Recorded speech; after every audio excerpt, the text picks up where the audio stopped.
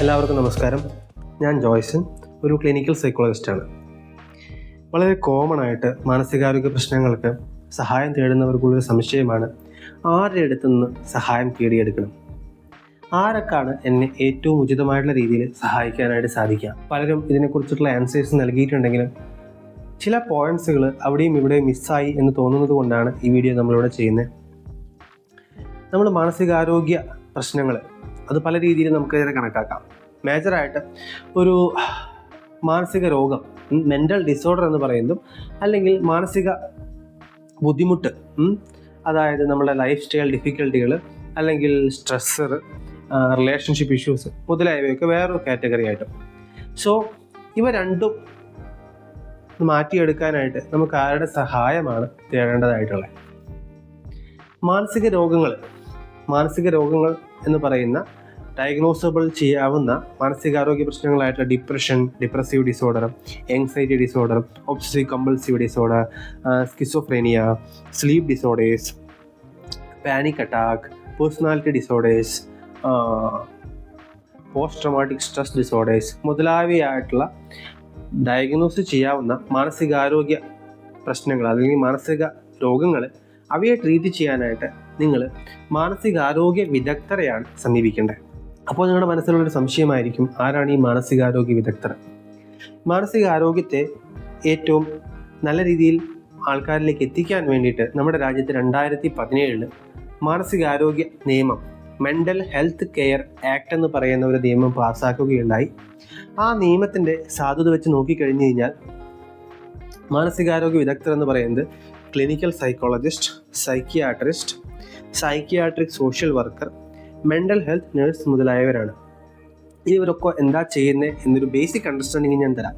അധികം വിശദമായിട്ട് പറയാൻ നിൽക്കുന്നില്ല, എന്നാലൊരു ബേസിക് അണ്ടർസ്റ്റാൻഡിങ് ഞാൻ തരാം.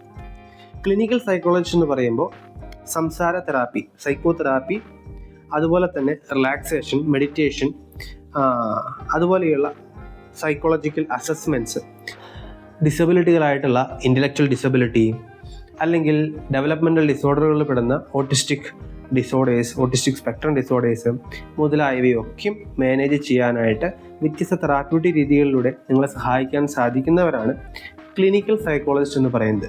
അവർ മെയിൻലി സൈക്കോളജിക്കൽ പ്രോബ്ലങ്ങൾ അസസ് ചെയ്യുന്നു, ഡയഗ്നോസ് ചെയ്യുന്നു.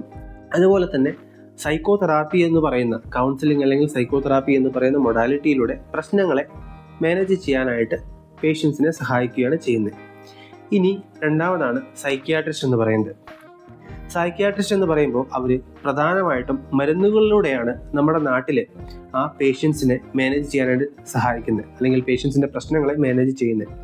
പലതരത്തിലുള്ള മാനസിക പ്രശ്നങ്ങളുള്ളവർ സൈക്കിയാട്രിസ്റ്റിനെ സമീപിക്കുന്നത് നമുക്ക് കാണാം. അത് കൂടിയ തരത്തിലുള്ള മാനസിക പ്രശ്നങ്ങളായിട്ടുള്ള സ്കിസോഫ്രേനിയ, അല്ലെങ്കിൽ psychotic disorders, bipolar disorders, depressive disorder, anxiety disorder, obsessive compulsive disorder, panic attack മുതലായവയായിട്ടുള്ള എല്ലാ മാനസികാരോഗ്യ പ്രശ്നങ്ങൾക്കും, ഒരുവിധം എല്ലാ മാനസിക ആരോഗ്യ പ്രശ്നങ്ങൾക്കും പലപ്പോഴും വ്യത്യസ്തങ്ങളായിട്ടുള്ള മരുന്നുകൾ നൽകിയിട്ടായിരിക്കും സൈക്കിയാട്രിസ്റ്റുമാർ പേഷ്യൻസിനെ സഹായിക്കാം.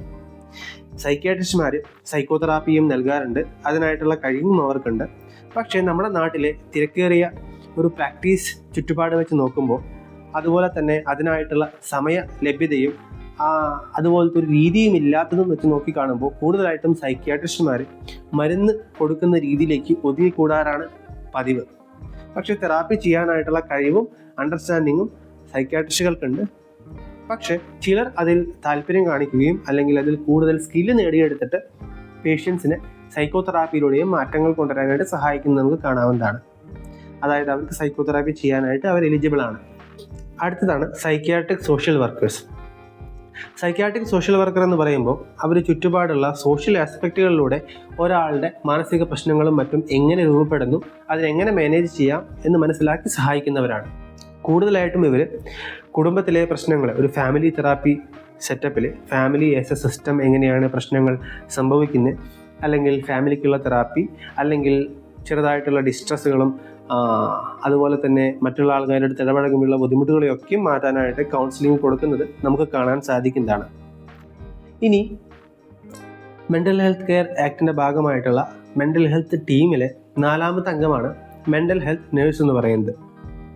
നേഴ്സ് പ്രധാനമായിട്ടും ഒരു സൈക്യാട്രിക് ഫെസിലിറ്റി അല്ലെങ്കിൽ ഡിപ്പാർട്ട്മെൻറ്റ് ഓഫ് സൈക്യാട്രി അല്ലെങ്കിൽ സൈക്യാട്രിക് ഇൻസ്റ്റിറ്റ്യൂഷനിൽ പേഷ്യൻസിനെ സഹായിക്കാനും അവർക്ക് ആവശ്യമായിട്ടുള്ള മരുന്നുകൾ വിതരണം ചെയ്യാനും അവിടെ അതിൻ്റെ ഉള്ളിലെ പ്രോഗ്രാമുകളും മറ്റും കോർഡിനേറ്റ് ചെയ്യാനും കണ്ടക്ട് ചെയ്യാനൊക്കെയും സഹായിക്കുന്നവരാണ് മെൻ്റൽ ഹെൽത്ത് നേഴ്സ് എന്ന് പറയുന്നത്. അതൊരു സൂപ്പർ സ്പെഷ്യലൈസ്ഡ് ആയിട്ടുള്ള നേഴ്സുമാരാണ് മെൻ്റൽ ഹെൽത്ത് നേഴ്സ് എന്ന് പറയുന്നത്. ഈ പറഞ്ഞ 4 പേരും സൂപ്പർ സ്പെഷ്യലിസ്റ്റുകൾ തന്നെയാണ്.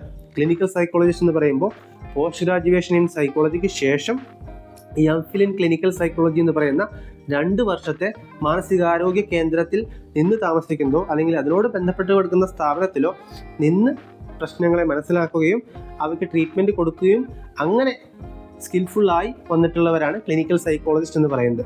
അതേപോലെ തന്നെ സൈക്യാട്രിസ്റ്റ് എന്ന് പറയുന്നത് MBBS എന്ന് പറയുന്ന ഡിഗ്രിക്ക് ശേഷം MD ഇൻ സൈക്യാട്രി എന്ന് പറയുന്ന സ്പെഷ്യലൈസേഷൻ എടുത്തിട്ട് അതിലൂടെ സൈക്യാട്രി അല്ലെങ്കിൽ മാനസികാരോഗ്യ പ്രശ്നങ്ങളെ കൂടുതൽ ആഴത്തിൽ മനസ്സിലാക്കിയിട്ടുള്ളവരാണ്.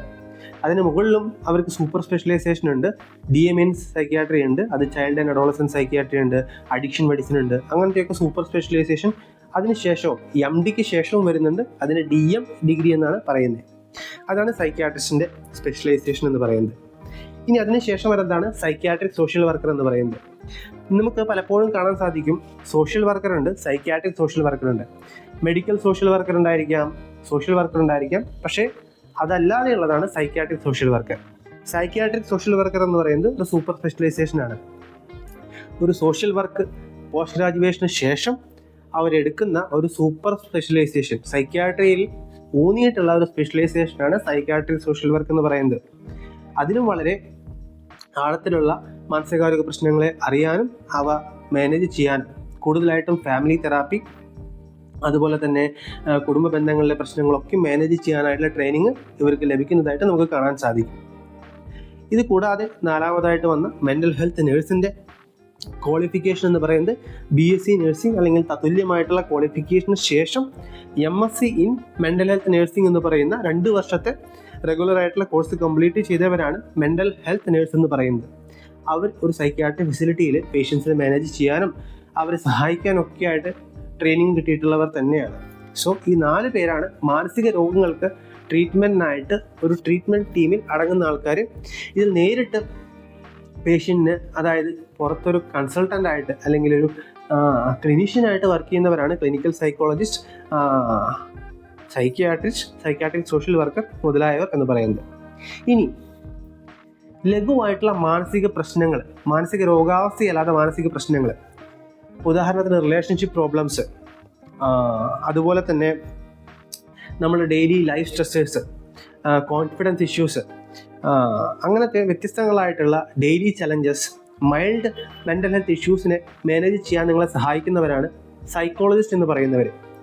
സൈക്കോളജിസ്റ്റ് എന്ന് പറയുമ്പോൾ അവർക്ക് ഗ്രാജുവേഷൻ ഇൻ സൈക്കോളജിയോ അല്ലെങ്കിൽ പോസ്റ്റ് ഗ്രാജുവേഷൻ എന്ന് പറയുമ്പോൾ MSc MA മുതലായിട്ടുള്ള സൈക്കോളജിയിലുള്ള ഡിഗ്രി ആയിരിക്കും ഉണ്ടായിരിക്കുക. പക്ഷേ ഇത്തരത്തിലുള്ളൊരു ഡിഗ്രി ഇപ്പോൾ കഴിഞ്ഞതിന് ശേഷം അവർ മാനസിക രോഗങ്ങളെ മാനേജ് ചെയ്യാനോ ട്രീറ്റ് ചെയ്യാനോ ഉള്ള സ്കിൽ ലെവലിലേക്ക് എത്തുന്നില്ല. അതുകൊണ്ടാണ് അവർ കുറച്ചും കൂടിയും ലഘുവായിട്ടുള്ള മാനസിക പ്രശ്നങ്ങളെ മാനേജ് ചെയ്യാനായിട്ട് ഉത്തമം എന്ന് പറയുന്നത്.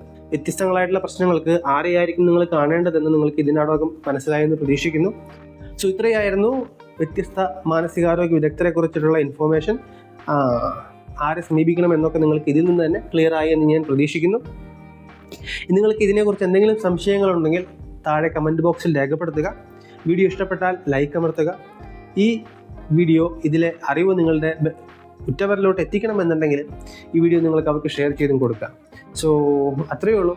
വീണ്ടും ഒരു വീഡിയോയിൽ കാണുന്നവരേക്കും എല്ലാവർക്കും ഗുഡ് ബൈ.